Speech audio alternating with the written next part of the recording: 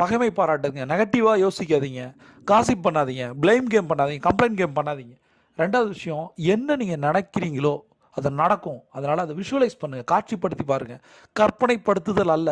கடன் அடைக்கணுமா, நிறைய பணம் வேணுமா, கார் வாங்கணுமா, ஃபாரின் ட்ரிப் போகணுமா, சேரிட்டி பண்ணுமா, என்னென்னலாம் நீங்கள் நினைக்கிறீங்களோ அது எல்லாமே நடக்கும். நடக்கும்னு விஷுவலைஸ் பண்ணுங்கள் அதிகாலையில்.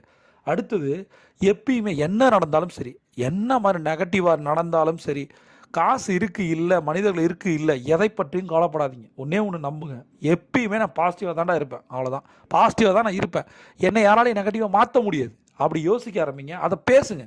எந்த ஒரு சுச்சுவேஷனையும் நான் பாசிட்டிவாக தான் இருப்பேன்.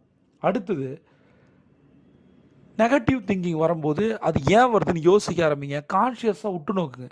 நெகட்டிவ் தாட்ஸ் உள்ளே வரும்போது, நெகட்டிவ் திங்கிங், நெகட்டிவான ஒரு ஃபீலிங்ஸ் க்ரியேட் ஆகும்போது நெகட்டிவாக மாறுறோம். நம்மளை அறியாமல் நம்ம அதை பற்றி பேச ஆரம்பிக்கிறோம், அதை ஈர்க்க ஆரம்பிக்கிறோம். அதனால் நெகட்டிவான